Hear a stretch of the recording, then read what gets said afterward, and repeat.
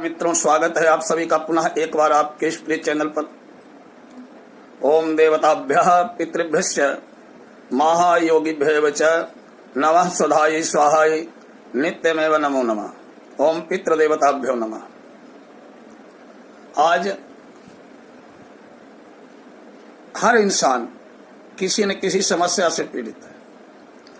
कोई धन के लिए दुखी है, कोई तन के लिए दुखी है, कोई इसलिए दुखी है कि उसके संतान नहीं हो रही है, कोई इसलिए दुखी है कि संतान होकर निकम्मी संतान हो रही है, कोई इसलिए दुखी है कि उसका बच्चा पढ़ने नहीं जा रहा है, पढ़ना नहीं चाहता, कोई इसलिए दुखी है कि पढ़ के बेरोजगार है, कोई इसलिए दुखी है कि संतान की शादी नहीं हो रही है, अगला दुखी है कि संतान की शादी तो हो गई, अब वो अपने माँ बाप की बात ही नहीं मान रहा। मतलब कोई न कोई समस्या से पीड़ित हर व्यक्ति है। मित्रों, जन्म कुंडली में या पंचांग में, भारतीय धार्मिक ग्रंथों में हर समस्या का कोई न कोई उपाय बताया गया। अपने यहाँ अपनी समस्याओं का निदान के 4 तरीके बताए गए हैं: मंत्र, तंत्र, पत्थर और औषधि। अगर हम किसी समस्या से पीड़ित हैं तो मंत्र जप द्वारा, तंत्र के द्वारा, पत्थर नग आदि जो पहन लेते हैं उनसे, और औषधि वनस्पति से। भारत भूमि वनस्पतियों से, पेड़ पौधों से परिपूर्ण है। यहाँ के पेड़ पौधे इतने कल्याणकारी हैं।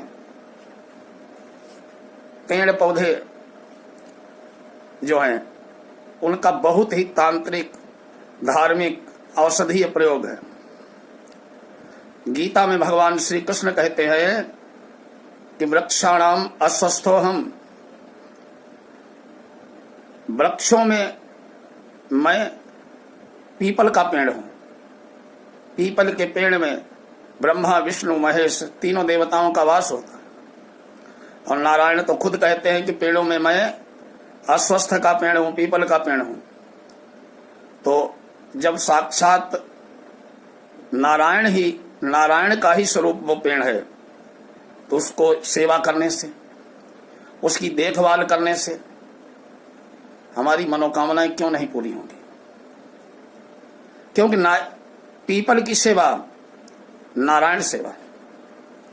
पीपल को अगर हम जल देते हैं तो वो साक्षात नारायण को जल देते हैं।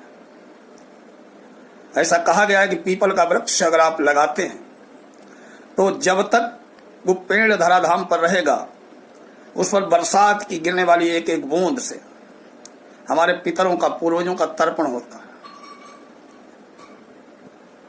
समस्या कैसी भी हो, कामना कैसी भी हो, अब कामना ये नहीं है कि हमारे घर में रोटी नहीं है और हम हवाई जहाज खरीदने की कामना करने लगे। कामना उचित हो, परिस्थिति जन्य हो। हम बड़ी से बड़ी समस्या से घिरे हुए, उस समस्या से मुक्ति कैसे मिले? कमाने के लिए बहुत प्रयास करते हैं, मेहनत करते हैं, फिर भी हमें अपनी मेहनत के अनुसार उसका प्रतिफल नहीं मिल रहा। बहुत मेहनत करते हैं, रात दिन पढ़ाई करते हैं, लेकिन परीक्षा देने जाते हैं तो फेल हो जाते हैं, कभी 1 नंबर से, कभी 2 नंबर से। पितृदोष लगा है, और पितृदोष में परिवार की उन्नति, संतान प्राप्ति, इनमें बाधाएं आती हैं, धनहानि होती है, आपसी वैमनस्य बढ़ता है, कलह कलेश बढ़ता है। अगर आप इन समस्याओं से पीड़ित हैं, मानसिक समस्याओं से पीड़ित हैं, तो आप एक काम करें, नारायण की शरण में जाएं। और साक्षात नारायण का स्वरूप कौन है? पीपल का वृक्ष। नियम बना लीजिए, प्रतिदिन 1 लोटा जल पीपल महाराज को चढ़ाएं।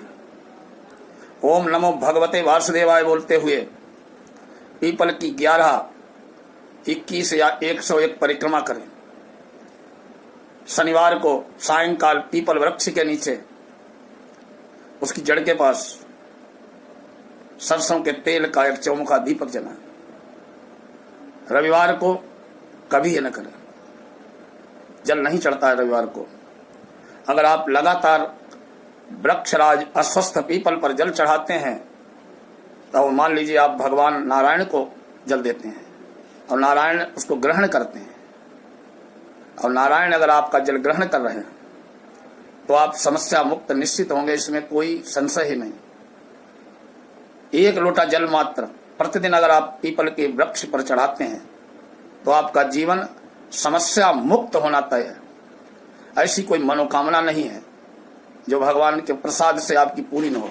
बस श्रद्धा भाव से रविवार को छोड़कर